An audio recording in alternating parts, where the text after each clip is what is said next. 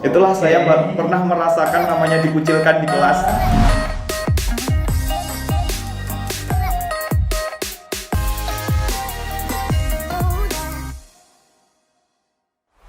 Hai, balik lagi di ngobrol bareng Awardi.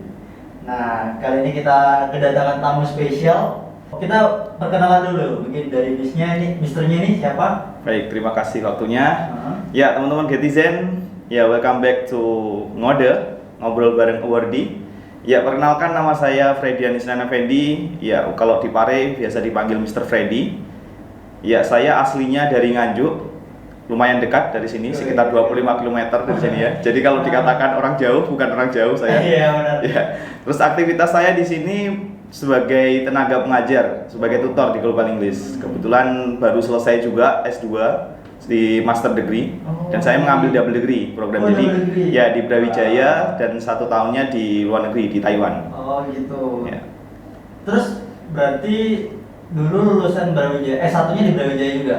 S1-nya di Brawijaya, alhamdulillah. Brawijaya. Ya, di tahun 2012 saya awalnya. 2012 masuknya. 2016 lulusnya. Lulusnya 2016. Ya, 2016 lulusnya. Berarti saya masuk, Mr. Freddy keluar nih. Ya. Walaupun saya bukan di Brawijayanya. Ya. Nah, terus ngambil apa nih di Brawijaya? Kalau di Brawijaya saya ngambil Fakultas Peternakan. Jadi jurusannya ilmu peternakan. Oh, ilmu peternakan. Iya, di ilmu peternakan. Peternakan ya. Terus di peternakan ya, kan biasanya orang-orang anak muda lah ya, pengennya jadi dokter, jadi ngambil manajemen, ya, ekonom, atau teknik misalnya. Teknik. Ya. Teknik yang paling, apalagi cowok tuh biasanya ya, teknik. lebih suka ke situ. Nah, kenapa Mr. Freddy lebih memilih peternakan dibanding jurusan-jurusan yang lain? Oke, jadi cerita dulu ya. Kisah saya dulu pertama kali itu pada tahun 2012. Kan ada SNMPTN undangan nih. Nah, pada saat itu pilihannya ada 2 universitas. Saya milih di Universitas ITS, di ITS Institut Teknologi 10 November di Surabaya. Satunya di Universitas Brawijaya.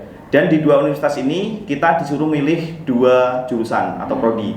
Dan saya pada saat itu milih di Teknik Sistem Perkapalan di ITS, sama satunya Teknik Geomatika ITS juga. Dan yang ketiga pilihannya itu Teknik Industri, dan yang terakhir peternakan. Pertanyaannya kenapa saya yang terakhir kok jomplang sekali? Yang 3 ini teknik, ternyata ini peternakan. Sebenarnya jujur, saya peternakan ini bukan pilihan saya. Karena pada saat SMA itu saya suka sekali fisika sama matematika. Jadi ya karena ambisius banget ya, saya ingin melanjutkan ke teknik lah minimal gitu kan. Terus akhirnya milih ITS sama UB. Terus saya bingung yang pilihan keempat. Akhirnya ayah itu punya kenalan, kebetulan temannya itu sukses di dunia peternakan. Terus akhirnya pengen anaknya itu ngambil seperti itu. Contohnya kayak gitu, ngambillah peternakan gitu kan. Ya udah saya ikutin ke peternakan. Terus awal-awal ini pengumuman SNMPTN saya sudah pasrah lah apa hasilnya itu kan, sudah mempersiapkan juga tes SBMPTN untuk persiapan ke ITS.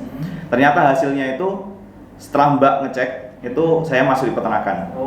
Saat pertama kali ya pilihan terakhir, dan itu bukan dari passion saya dan bukan pilihan saya. Itu pertama kali saya masuk di situ, itu mau masuk itu ikut pendaftaran ulang itu berat banget rasanya.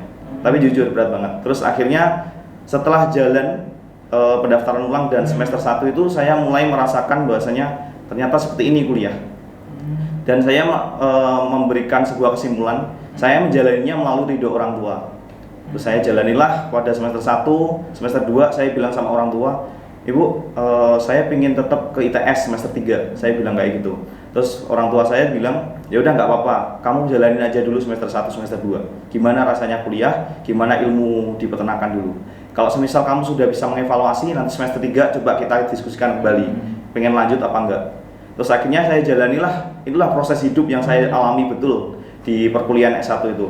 Pada saat S1 itu saya mengalami namanya harus membayar uang pangkal gedung. Dan pada saat itu di UB itu mahal banget. Aku kena 9.675.000. Dan pada saat itu sama-sama ada saudara kandung saya yang kuliah juga di Brawijaya. Itu mbak kandung saya di Fakultas Teknologi Pertanian. Dan kenanya itu dulu uang pangkalnya 17 juta mbaknya. Nah, jadi saya ya sama-sama di Brawijaya dan harus membayar segitu. Sedangkan orang tua itu cuma ayah saja yang bekerja. dan ibu bekerja di sawah gitu kan. Jadi saya merasa pekerjaan seorang guru SD, ayah itu sangat berat sekali kalau misal harus membiayai kakak saya dan saya sendiri di satu kampus yang sama, dan saya masih memiliki 3 saudara kandung. Terus saat itulah saya merasa merubah pikiran, gimana caranya saya harus bisa effort lebih. Saya mulai mencintai namanya biologi, sedangkan pada saat SMA saya bilang saya tidak mau masuk jurusan yang biologi. Itu sangat luar biasa banget pengalamannya. Jadi mulai dari saya harus menghafal nama-nama Latin, terus menghafal nama-nama ya istilah-istilah baru tentang peternakan dan biologi. Itu luar biasa banget, bahkan saya sempat cuma tidur 3-4 jam selama sehari, dan itu saya jalani hampir sampai semester 5 untuk ini effort gimana caranya saya menyukai biologi dan peternakan gitu. Terus akhirnya saya evaluasi setelah semester 2, ibu tanya, Freddy, IPK kamu berapa? Terus akhirnya saya bilang 3,8 Bu untuk yang di semester 2. Jadi ibu itu bilang langsung, ya udah nggak usah di ITS, kamu suka kan di peternakan gitu.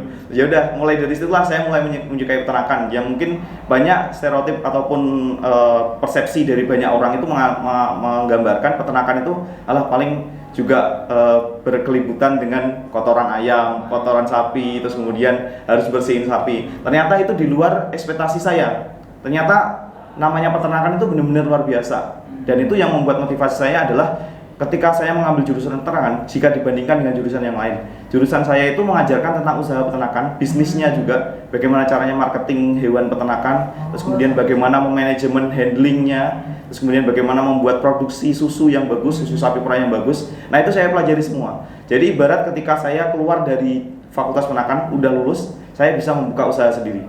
Dan benar saat ini saya di rumah sekarang mulai punya ini gambaran mau buka ternak lebah sama mau ternak kambing. Jadi sudah punya gambaran ilmunya kayak gitu. Jadi ya. Ternyata nggak hanya yang ekspektasi awal paling cuma pelajari tentang hewan, pelajari tentang itu ternyata lebih dari itu ya. Lebih dari itu, ya. Nah, terus tadi kan di-mention kalau ini pilihan terakhir dan nggak passion banget di sini. Nah, pernah nggak sih di tengah perjalanan ngerasa salah jurusan? Dulu pernah, waktu S1, yang S1 di semester 1 itu saya pertama kali tahu adanya biokimia, terus kemudian namanya ilmu tanaman pakan ternak. Itu harus menghafal namanya nama latinnya, ini tanaman ini namanya apa, digunakan untuk ternak ini, fungsinya untuk apa, vitaminnya apa. Itu gila banget rasanya, rasa fisika dan matematika saya nggak ada di situ. Jadi rasanya berat banget untuk menjalani itu, karena kenapa saya harus menghafal dan bahkan sampai saya remedi 3 kali sampai dapat lulus. Itu rasanya di semester 1, aduh berat banget rasanya, kayaknya nggak sanggup saya di sini ini, kayak saya sangat membenci menghafal gitu. Terus akhirnya pada saat itu kayak ibarat dilema banget. Terus akhirnya saya menemukan dosen, terutama dosen biologi, yang beliaunya itu kalau saya anggap sampai sekarang itu seperti ibu kedua saya. Misalnya beliaunya itu memberikan banyak motivasi kepada saya, terutama bagaimana cara untuk menjalani kuliah, terus kemudian untuk memperbaiki niat lah. Niat untuk mencari ilmu itu untuk ibadah.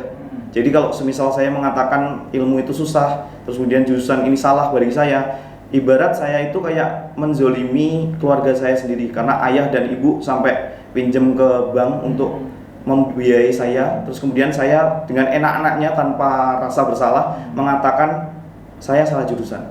Itu ibarat kayak gimana ya, kurang tepat lah kalau kita secara kepribadian kita, terus kemudian ketika kita berpikir lebih, itu ternyata ketika kita mempelajari ilmu baru dan kita usaha, kita memperbaiki niat, itu semuanya akan benar-benar menjalaninya dengan baik. Itu wajangan yang paling diingat dari. Ya, saya ingat banget. Nah, terus ada nggak? Maksudnya kan biasanya gejolak anak muda nih, iya saya salah jurusan, masih kekeh dengan pendidikan. Kalau ini terus bukan saya, itu bukan. Nah, turning point-nya itu apakah gara-gara wajangan beliau itu tadi, atau ada yang saya ngelihat sendiri nih orang tua saya kayak gini, atau apa turning point-nya sehingga bisa yaudah saya lanjut di biologi aja walaupun saya nggak senang, saya mencoba senang dan akhirnya senang. Oke. Ya, itu mulai dari turning point-nya itu semester 3. Jadi mulai semester 3, ternyata setelah semester 2 IPK-nya segitu, saya semester 3 langsung dipanggil sama dosen saya itu tadi, yang saya anggap sebagai ibu kedua tadi. Beliaunya tiba-tiba memanggil saya ke kantornya. Dan apa yang diucapkan beliau itu benar-benar membuat saya shock. Tiba-tiba beliaunya bilang, Freddy, semester depan kamu jadi asisten praktikum biologi ya. Jadi kayak menjadi asistennya dosen gitu, untuk mengajar biologi. Jadi ibarat itu kayak, ya Allah, ini benar-benar kayak engkau memberikan skenario yang sangat luar biasa. Yang pada saat saya SMA saya mengatakan tidak suka biologi, pada saat semester 3 beliaunya Allah itu memberikan bantuan bahwasanya saya gimana caranya harus menyukai biologi dan melalui menjadi asisten praktikum itu. Nah, mulai saat itulah saya menganggap bahwasanya ketika teman-teman belajar itu jangan hanya belajar menghafal, tidak, tapi mengajarkan dan juga coba berbagi. Itu ilmu akan lebih cepat terserap, dan itu benar apa yang saya jalani, dan sampai semester 4 bahkan bisa menjadi seorang koordinator asisten. Itu luar biasa banget. Kalau misal perjalanan yang saya jalan ini kayak kalau saya pikirkan nggak kuat lah kalau kita masukkan ke akal pikiran gitu. Iya, saya tuh sampai merinding cerita yang bayangin juga. Iya. Nah, terus kan dari jurusan yang awalnya nggak disukain terus terpaksa masuk situ, lanjut S2 kan ya? Iya, lanjut S2. Lanjut S2 di jurusan yang sama. Jurusan yang sama. Nah, apa yang membuat Mr. Freddy bisa yaudah saya jatuh cinta banget nih sama si peternakan ini? Jatuh cinta sama peternakan itu mulai pada saat ini. Saya perjalanan S1 itu luar biasa banget karena pada saat semester 5 saya sudah bilang sama orang tua tidak usah dibiayai lagi kuliah saya. Jadi saya akhirnya itulah mulai struggle saya di situ. Saya ikut pendaftaran kayak PKM Dikti, terus kemudian PKMP dan lain-lain, terus karya ilmiah, terus kemudian saya juga ikut kayak namanya teras usaha mahasiswa agribis. Jadi kita dapat hibah uang dan alhamdulillah tiga-tiganya itu lolos. Dan pada saat itulah yang membuat saya mulai mencintai peternakan. Itu mulai semester 3 semester 4 itu. Jadi saya dapat hibah ini dari BRI juga. Jadi disuruh untuk membuat rumah potong ayam pada saat itu. Dan itulah mulai saya mengenal, oh ternyata saya bisa lebih mengenal dengan peternak desa. Terus kemudian saya bisa sosialisasi dengan mereka. Mereka tahu tentang apa sih permasalahannya di lapang itu sesuai nggak sama teori saya. Ternyata itu ada sebuah kebanggaan tersendiri bagi saya. Saya bisa membagikan ilmu saya yang saya dapatkan di perkuliahan kepada mereka, dan mereka juga bisa memberikan ilmunya di lapang kepada saya. Dan itulah saya menganggap, oh ternyata ada uniknya di peternakan. Ternyata mungkin saja. Dan saat itulah saya membuat sebuah buku impian juga di tahun 2012 sih sebenarnya tepatnya. Dan saya buka lagi, saya menuliskan saya ingin membuat sebuah kayak penyuluhan peternakan yang mana itu minimal kepada orang-orang daerah. Dan itu terbukti pada tahun 2015 saya ditempatkan di daerah Kabupaten Malang, dan di situ saya hampir 2 minggu saya ditempatkan di situ untuk menjadi keynote speaker gitu, untuk mengajarkan kayak cara membersihkan kandang yang bagus, terus kemudian membuat sebuah kandang yang zero waste, yang mana tidak ada bau sama sekali, terus kemudian bagaimana untuk mengolah kotoran ternak itu menjadi sesuatu yang sangat berguna dan bisa digunakan kembali. Nah itu ada sebuah kebanggaan dan rasa mencintai lebih kepada peternakan itu. Nah, kayak gitu. Okay. Terus dengar-dengar kuliah S2-nya double degree ya? Ya, double di degree. Indonesia dan di luar negeri. Di Indonesia dulu. Kok bisa dapat kayak gitu tuh gimana tuh? Itu ceritanya unik banget. Jadi saya orang yang sangat ambisius. Di tahun 2012 saya menuliskan buku impian itu. Saya tuliskan saya harus bisa mendapatkan beasiswa ke luar negeri atau di dalam negeri untuk S2 pertama. Saya nulisnya di tahun 2017. Terus kemudian saya juga menuliskan saya ingin mendapatkan beasiswa kursus bahasa Inggris gratis di Pare. Terus yang terakhir di tahun 2018 saya menuliskan saya ingin menjadi mahasiswa internasional. Dan itu sangat unik banget ketika 2016 setelah saya lulus bulan Juli itu saya langsung mendaftar beasiswa LPDP 2 kali. Dan apa hasilnya? Ternyata gagal. Tapi alhamdulillahnya setelah kegagalan itu saya mulai kayak memantapkan diri. Terus kemudian saya memahami ada aspek kelayakan yang harus saya penuhi dulu. Terus akhirnya pada 2017 itu 2016 tepatnya, itu saya mengalami depress banget karena saya sudah gagal 2 kali di beasiswa LPDP. Terus saya merasa kayaknya ini bukan passion saya untuk lanjut ke S2. Terus akhirnya adik saya sama Mbak untuk memberikan kayak suggest, supaya saya mendaftar kerja. Dan saya daftar kerja pada situ tanpa ngomong sama orang tua, karena orang tua tetap ingin saya lanjut S2. Terus akhirnya ya udah saya jalanin, saya daftarlah ke salah satu perusahaan peternakan gede di Indonesia. Itu saya daftar di Sidoarjo.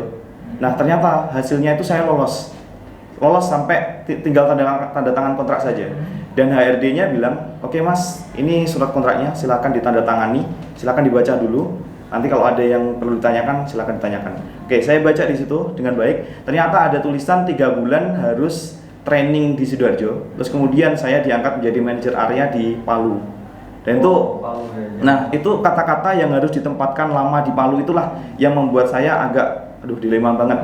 Sedangkan saya belum minta doa restu kepada orang tua kan. Terus akhirnya saya bilang sama HRD-nya, Bapak saya minta izin untuk keluar dulu untuk telepon ibu. Dan apa jawabannya ibu? Cuma simple dan padat jelas, oke nak pulang aja, nggak usah diambil. Oke, saat itulah saya merasa depresi banget, karena kenapa saya mencoba untuk mendaftar beasiswa ternyata gagal, mendaftar kerja pun tidak ada jalan gitu, orang tua tidak mengizinkan. Ya udah, saya pulanglah ke Nganjuk kan. Terus orang tua itu kan pada saat itu sore ya, terus ibu sama bapak itu menunggu di depan pintu, menunggu saya datang. Terus akhirnya saya datang, saya tiba-tiba langsung dipeluk, dan ayah tiba-tiba bilang kayak gini, nak, tidak ada sawah dan ladang yang bisa ayah wariskan, dan tidak ada pundi-pundi emas yang bisa ayah berikan kepada kamu. Makalah berkecimpunglah di dunia pendidikan dan berjibakulah terhadap dunia wawasan keilmuan, maka kamu akan membuka khazanah rezeki. Nah disitulah mulai saya deg banget rasanya. Itulah titik poin dimana ketika saya berada di deep depressed banget, kondisi itulah yang semangat itu sebenarnya semakin terpacu. Jadi ibarat kita istirahat sebentar, tapi untuk terbang yang lebih tinggi, kayak gitu. Terus akhirnya saya menanyakan ke orang tua, terus bagaimana bapak? Gitu kan. Bapak cuma bilang, gimana nak TOEFL kamu? TOEFL saya masih belum sampai 500 bapak. Ya udah, kamu coba ke Pari lagi, belajar di sana lama, terus kemudian coba lagi beasiswanya. Terus sampai saya itu tuh kayak ibarat memang dilema. Satu sisi saya masih didukung untuk melanjutkan S2, tapi di satu sisi bapak tidak punya uang untuk membiayai saya kursus di Pari. Terus akhirnya saya cuma bilang, Bapak Ibu tidak usah pinjam uang di bank lagi. Saya sudah merasakan bagaimana rasanya ibu bapak dikejar-kejar rentenir. Ya udah, mulai saat ini saya minta doa restu saja.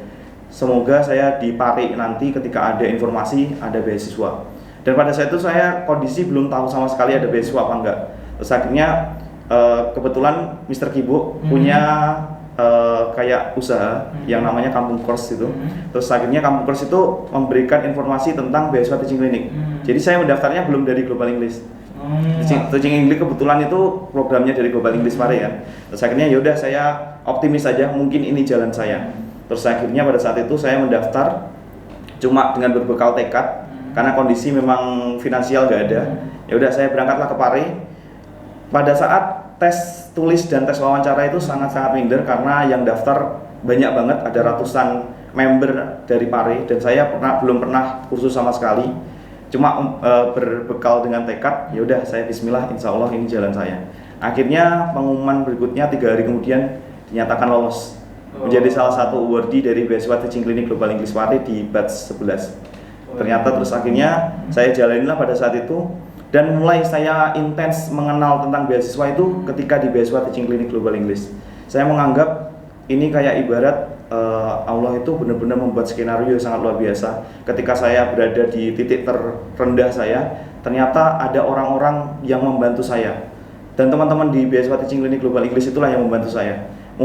Saya mulai konsultasi bagaimana membuat essay yang bagus, membuat study plan yang bagus, terus membuat gimana lolos wawancara dan lain-lain, itu saya dapatkan di Pare. Akhirnya selama saya program Global English Teaching Clinic itu, saya mendaftar sekitar 3 beasiswa. Ada program LPDP pada bulan Maret, terus kemudian saya mendaftar beasiswa PMDSU namanya, program pendidikan magister menuju doktor sarjana unggul. Nah itu saya dapat sampai wawancara, tapi nggak lolos juga. Terus yang terakhir beasiswa unggulan tahap pertama. Nah itu juga nggak lolos juga karena down server. Terus ya udahlah, 3 kali lagi, jadi 5 kali saya totalnya semua gagal beasiswa. Terus saat itulah saya mulai merefleksikan diri. Ternyata kegagalan itu di dalam sebuah kesuksesan ibarat bumbu-bumbu kita gitu. Jadi saya selalu mengedepankan, oh ternyata ini langkah-langkah untuk membuat saya layak. Ya udah, terus akhirnya saya daftarlah beasiswa unggulan yang tahap kedua di bulan Juli. Dan pada saat itu kebetulan teaching clinic itu adalah program belajar 3 bulan dan selanjutnya mengajar sambil belajar. Dan pada saat itu alhamdulillahnya saya mengajar orang adik-adik yang hafizoh sama hafiz. Dan itu juga saya jadikan kesempatan untuk minta doa kepada mereka. Saya tidak cerita sama teman-teman TC yang lain yang satu angkatan sama saya untuk daftar beasiswa. Cuma kepada mereka doang saya cerita. Saya bilang, Dek, Mister, besok saya mau tes beasiswa, mau tes interview. Minta tolong untuk doanya saja, hari ini saja. Semoga ini jalan terakhir saya untuk mendapatkan beasiswa S2 setelah saya menjalani beberapa kegagalan yang kemarin.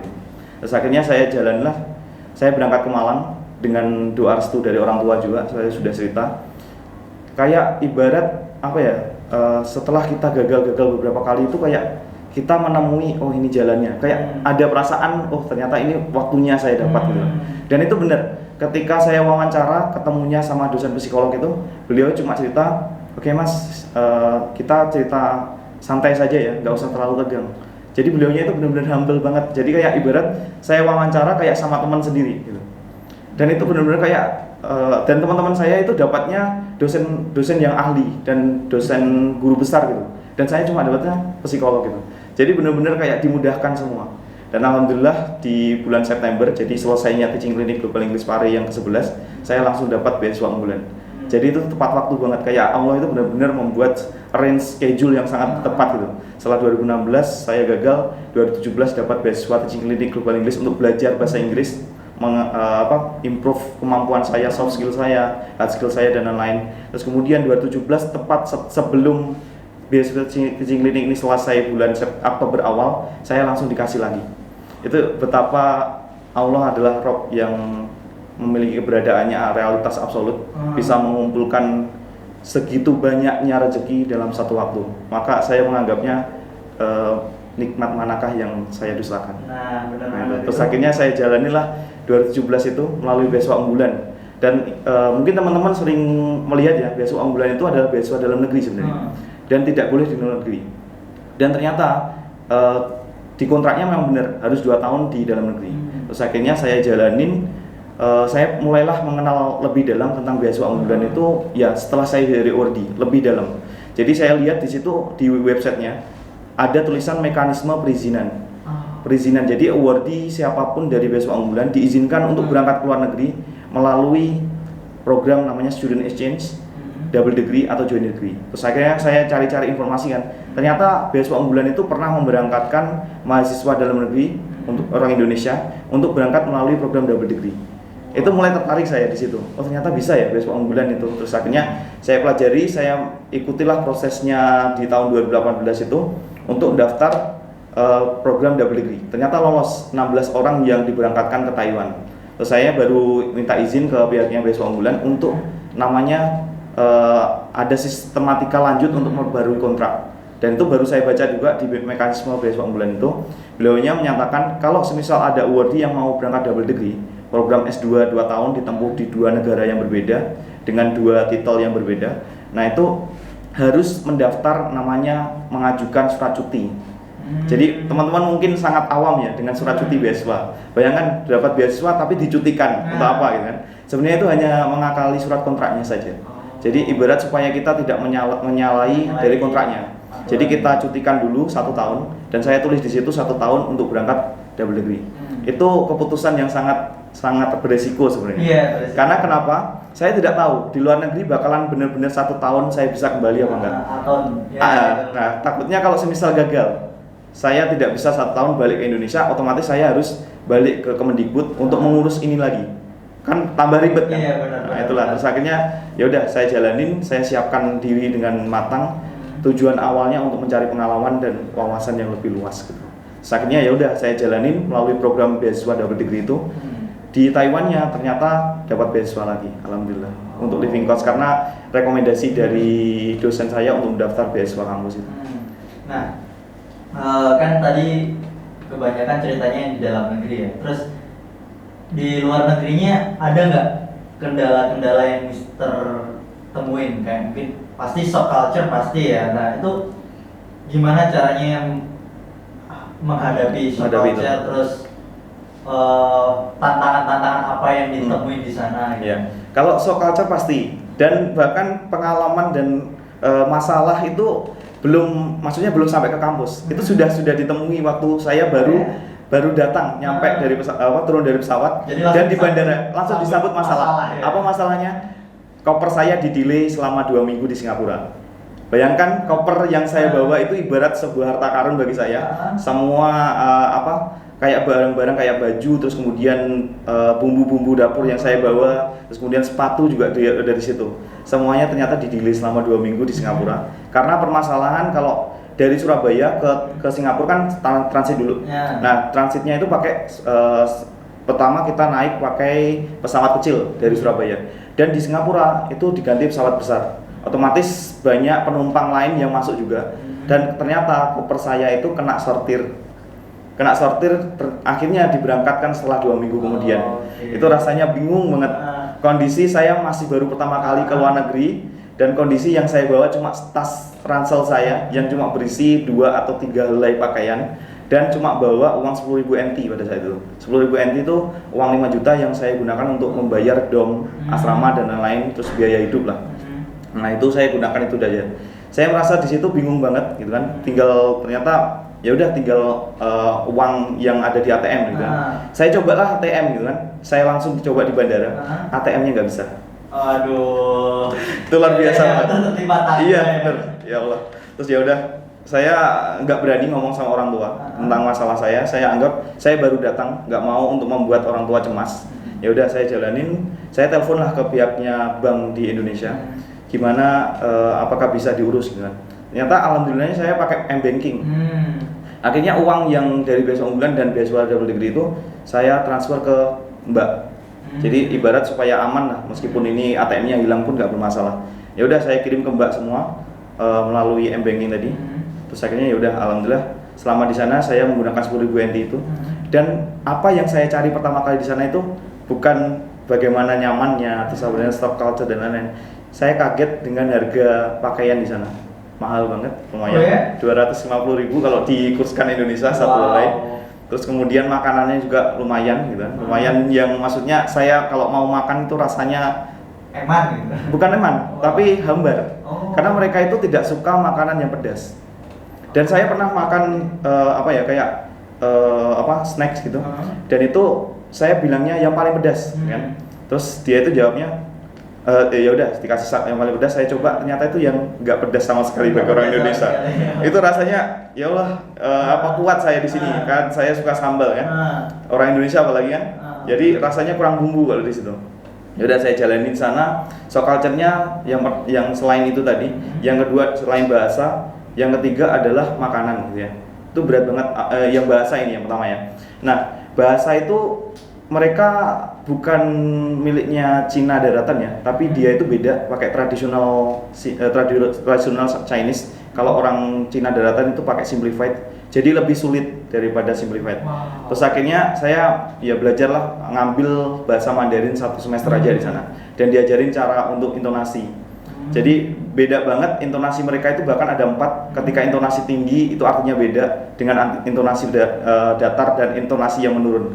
Itu saya mencoba untuk ngomong pakai bahasa Mandarin. Ternyata orang sana sendiri itu nggak paham sama intonasi saya. Jadi ibarat aksen saya itu aksen yang orang luar, dan orang lokal itu nggak paham. Itu sulit banget. Dan permasalahannya lagi, saya masuk ke Department of Animal Science, yang mana tidak masuk ke International College.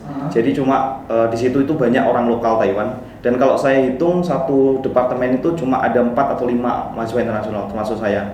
Akhirnya ada mata kuliah pilihan yang saya harus ambil itu pakai bahasa Mandarin.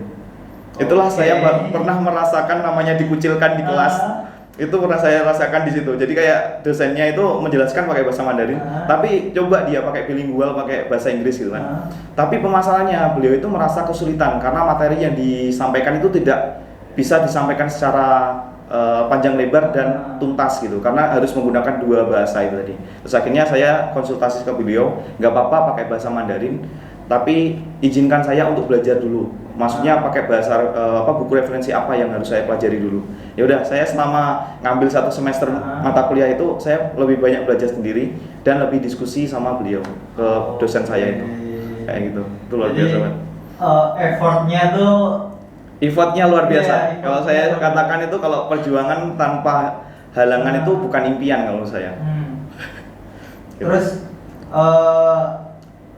apa ya? Kapok nggak untuk belajar ke luar negeri? Insya Allah nggak kapok. Ada cara untuk kesana lagi? Iya pasti. Dan saya kembali ke Paris setelah pulang dari Taiwan itu saya belajar IELTS. Tujuannya untuk mengambil lagi program doktoral. Insya Allah tahun depan semoga. Di Global English juga? Iya, saya ngambilnya di Global English karena Global English ini salah satu yang sangat recommended bagi teman-teman ngambilnya. Karena TOEFL official dan IELTS official satu-satunya di Paris itu hanya di Global English, dan saya menganggapnya Global English ini adalah salah satu kursusan yang paling terbaik untuk kalian belajar IELTS maupun TOEFL karena tutor-tutornya sudah berspesifikasi. Dan juga itu tadi ya, kayak di mention tadi, orang-orangnya di sini tuh para pengejar beasiswa. Iya, dan itu ibarat kalau teman-teman yang gap year ataupun yang sudah selesai S1 itu sangat tepat, pelarian yang paling tepat saya mengatakannya. Jadi kalian di situ akan menemukan orang-orang yang memiliki lingkungan positif, kalian akan mengetahui orang-orang yang memiliki wawasan yang lebih, maksudnya dia itu telah mengatamkan banyak buku gitu kan, terus kemudian bisa sharing di situ, kalian bisa mendapatkan ilmu baru, dan itu saya dapatkan di Pare. Saya menganggapnya Pare itu kayak Chandra di Muka. Pernah dengar namanya itu? Chandra di Muka itu kayak tokoh pewayangan Gatot Kaca. Seorang Jabang Petuka calon Gatot Kaca itu digembleng, digembleng itu di kawah Chandra di Muka itu untuk menjadi seorang ksatria yang hebat. Dan saya menganggapnya Pare itu seperti itu. Mantap juga. Terus dengar-dengar dulu jadi panitia pemilu luar negeri itu gimana tuh ceritanya tuh? Ya, itu agak konyol juga ceritanya. Karena kenapa saat itu saya sangat-sangat disibukkan dengan penelitian, dan penelitian di sana itu sangat strict, mintanya datanya harus benar-benar bagus gitu kan. Akhirnya saya sempat merasa jengkel ataupun bosan banget dengan penelitian yang harus saya kerjakan jam 8 pagi sampai jam 12 malam, dan saya rutinitas setiap hari kayak gitu. Saya jenuh, harus menemukan banyak larutan-larutan yang ada di laboratorium. Terus akhirnya udah ada pendaftaran panitia pemilu luar negeri untuk pemilu 2019 kemarin, untuk memilih presiden dan wakil presiden kemarin. Terus akhirnya yaudah, saya daftarlah di situ. Ternyata satu kampus cuma lolos 5, dan alhamdulillah saya lolos di situ. Saya menganggapnya sebagai kontribusi kecil saya, meskipun di negara seberang, negara tetangga saya masih bisa bermanfaat bagi Indonesia kayak gitu. Terus akhirnya saya daftarlah jadi panitia pemilu luar negeri di situ, dan menjadi salah satu yang wakilnya dari panitia ini kotak suara keliling di situ, dan ditempatkan ke daerah pesisir pantai Pingtung namanya. Nah di situ daerah Tongkang. Nah disitulah saya mulai mengenal banyak orang-orang dari TKI, kalau mereka itu menyebutnya buruh migran Indonesia di sana. Dan saya suka banget karena menemukan orang baru kan. Saya ingin tahu ilmu lebih tentang Taiwan itu kayak gimana. Ternyata mereka menganggapnya Taiwan itu terkenal dengan namanya Formosa Boulevard atau Formosa ya, negeri Formosa atau negeri yang paling indah ketika pakai bahasa Portugis itu. Jadi mereka menganggapnya memang negeri Taiwan ini adalah tempat yang paling bagus untuk belajar, dan banyak orang-orang yang di sana itu sangat welcome kepada kita. Dan saya mulailah dari pemilu luar negeri itu saya dapat banyak informasi, terutama bagaimana cara menghandle orang-orang dari BMI orang Indonesia gitu kan, gimana mereka keluhannya tentang pemilu yang tahun lalu, kita memperbaikinya pada saat itu. Dan pengalaman yang sangat menarik pada saat itu, saya pernah menuliskan di tahun 2012 itu pengen naik kereta cepatnya miliknya Shinkansen Jepang. Ternyata itu dikabulkan di Taiwan. Jadi saya di Pingtung itu adalah tempat lokasi kampus saya, dan saya harus rapat besarnya panitia pemilu itu di Taipei, di kota metropolitannya. Kalau teman-teman melihat petanya itu Pingtung di paling selatan, Taipei itu paling utara. Jadi itu sangat jauh kalau ditempuh dengan bis. Akhirnya kalau bis itu 5 jam, saya dikasih kesempatan sama panitia pemilu itu untuk menggunakan transportasi cepat, kereta cepat, namanya itu THSR, Taiwan High Speed Rail. Jadi saya bisa menggunakan itu hampir 7 kali, dan itu gratis dari Indonesia. Wow, itu sangat luar biasa banget. Luar biasa banget ya pengalamannya. Terus kan dulu pernah ngadain seminar beasiswa juga di Global English, dan saat itu aku datang di situ.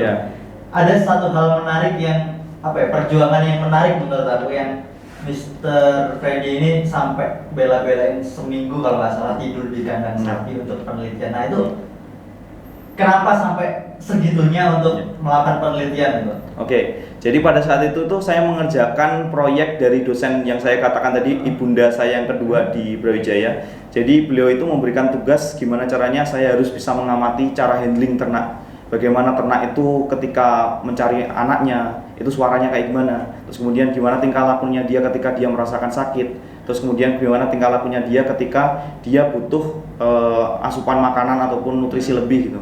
Dan juga bagaimana menghandle namanya reproduksi ternak, manajemen reproduksi ternak. Terus akhirnya ya udah saya jalani selama 1 minggu di camp, maksudnya daerah tersendiri untuk peternakan ataupun kandang ternak di situ miliknya Brawijaya. Ya udah saya jalani di situ.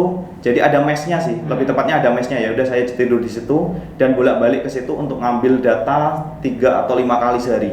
Untuk mengambil data namanya bagaimana dia itu tingkah lakunya, mulai dari agonistik atau cara itu dia itu mengenali apa sesamanya, terus bagaimana dia itu ketika bersuara. Dan saya menyimpulkan namanya itu sama nada, beda intonasi, beda makna. Jadi kenapa ketika kita mengenal sapi, itu sapi itu memiliki nada suara yang sama, mu dan lain-lain kayak gitu kan.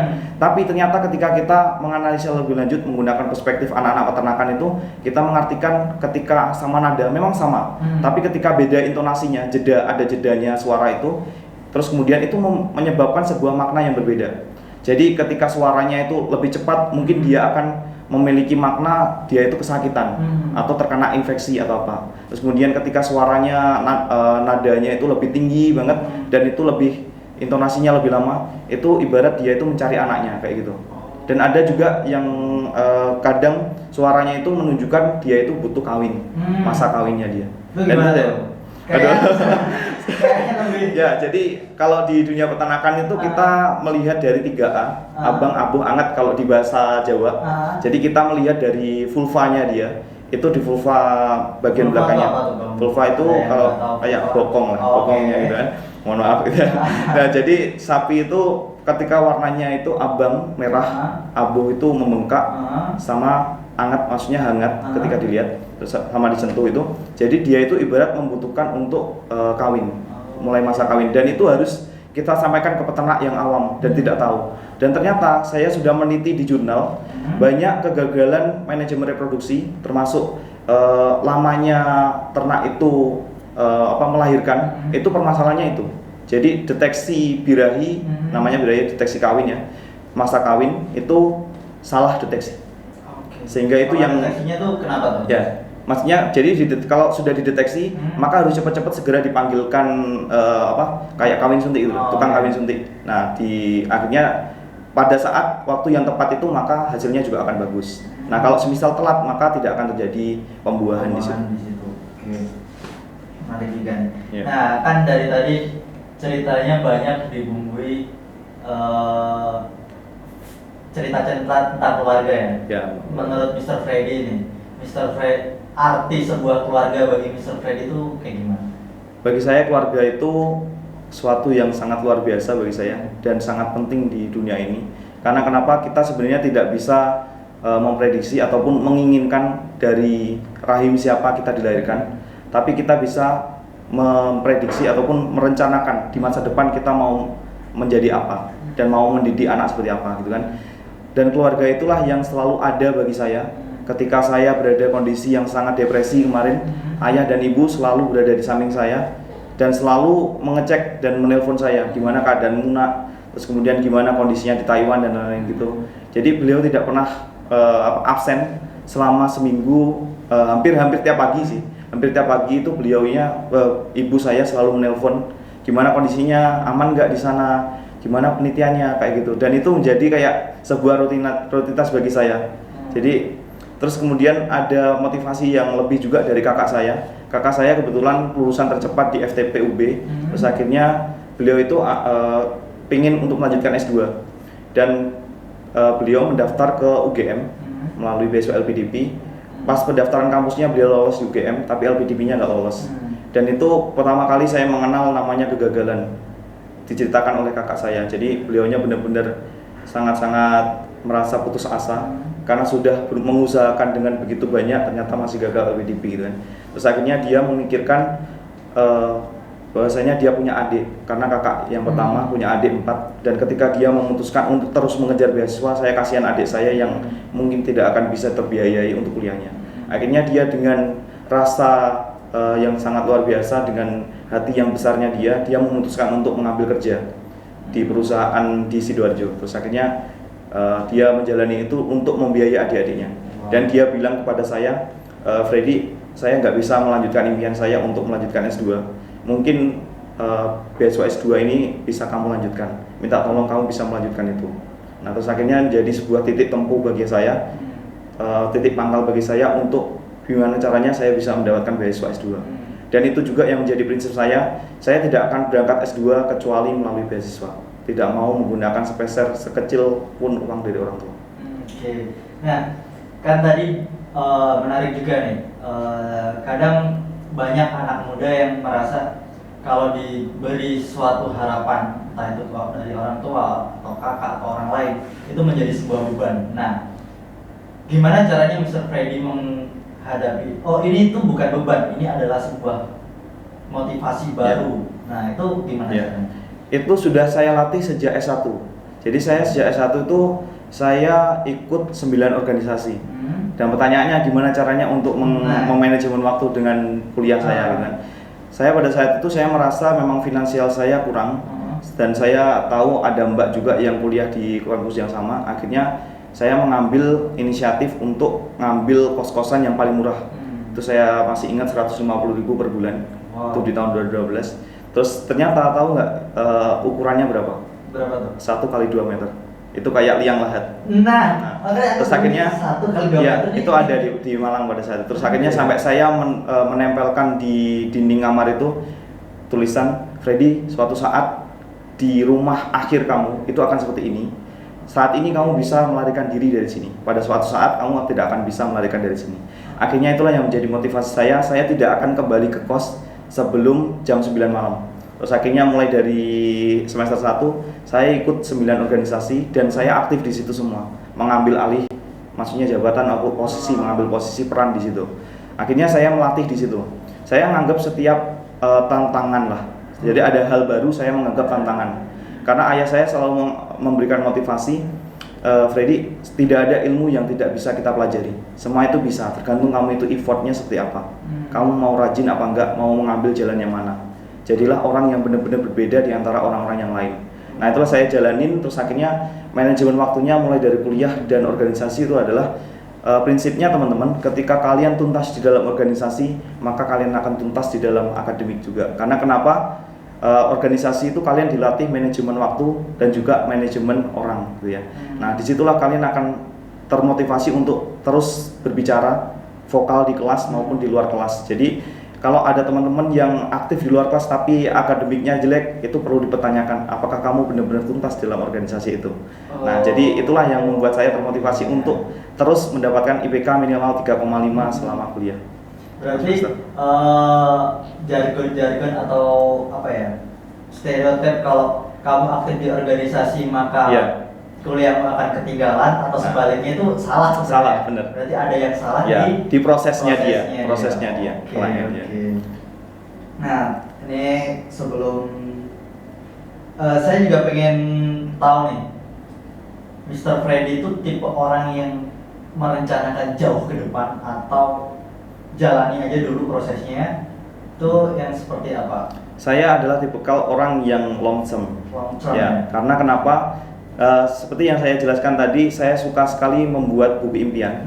Jadi di buku impian itu tidak hanya saya menyebutkan saya ingin menjadi apa, tapi saya menyebutkan tanggalnya dan juga tahun. Bukan tanggal, tapi tahunnya.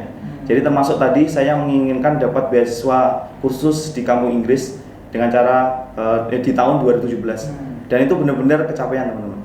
Dan terus kemudian saya menuliskan juga di tahun 2017 harus bisa dapat beasiswa magister, dan itu kecapaian. Terus akhirnya di tahun 2018 inginnya menjadi mahasiswa internasional, dan alhamdulillah kecapaian juga.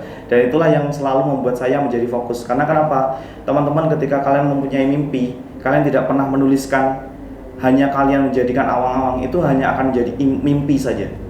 Impian yang hanya mimpi belaka. Tidak pernah kalian mencoba untuk effort, gimana caranya berusaha untuk mendapatkannya.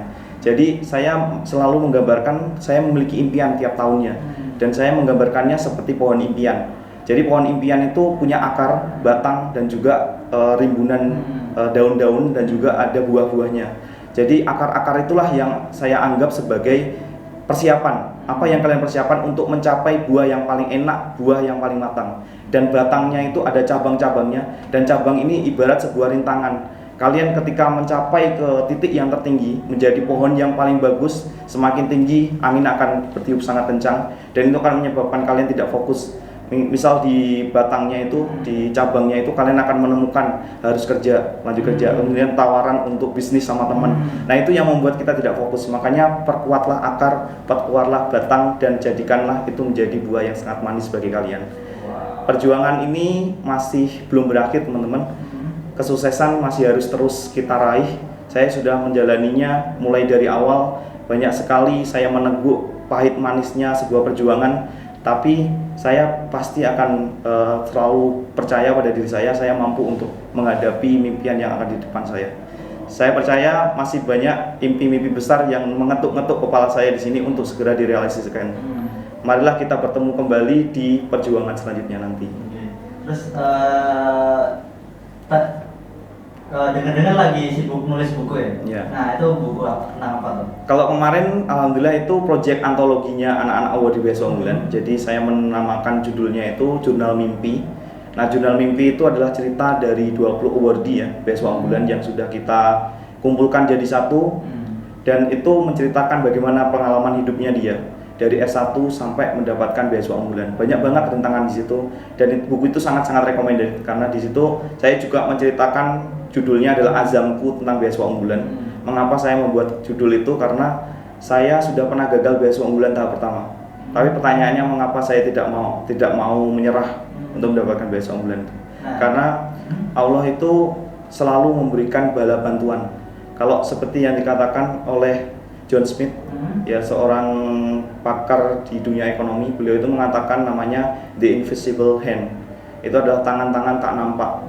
Jadi ada kalanya ketika kita memperjuangkan sebuah impian, itu akan ada ketika kita merasa jenuh, kita merasa titik letih di situ, terus kemudian kita merasa sangat depresi karena sudah berada di titik terendah kegagalan. Ternyata masih ada tangan-tangan yang lain untuk membantu kalian untuk bangkit kembali. Dan tangan-tangan itulah yang membuat kalian semakin tinggi untuk melangkah.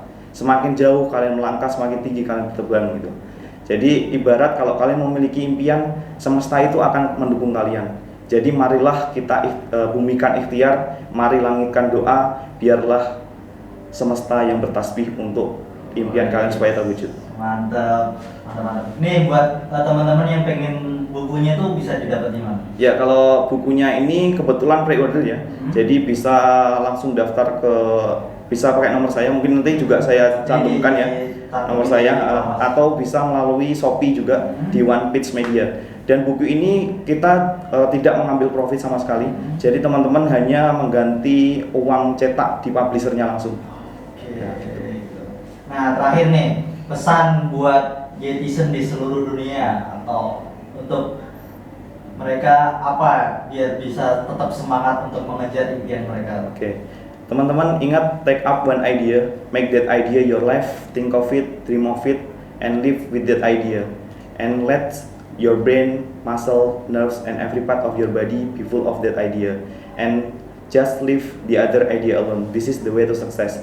Jadi teman-teman, ketika kalian gagal dan kalian menganggap sebuah kesempatan itu hanya datang 2 kali sampai 3 kali, itu salah besar stereotipnya. Karena sebenarnya kesempatan itu datang berkali-kali, namun hanya untuk orang-orang yang siap. Jadi teman-teman persiapkan sebaik mungkin dari kalian. Ketika kalian gagal, anggap itu sebagai sebuah kelayakan. Gimana caranya kalian mengintrospeksi diri, gimana cara kalian untuk menjadi seorang yang memiliki sebuah poin tertinggi yang dimana seorang lembaga yang memberikan beasiswa itu menganggap kalian itu layak di situ. Jadi ketika kalian gagal 1000 kali, kalian memiliki kesempatan untuk 1001 kali untuk mendapatkannya. Wow, mantap. Terima kasih untuk Mr. Freddy atas waktunya. Nah itu teman-teman, jadi jangan lupa like, comment, and subscribe, dan tunggu video-video selanjutnya. Ya, Mr. Freddy, terima kasih.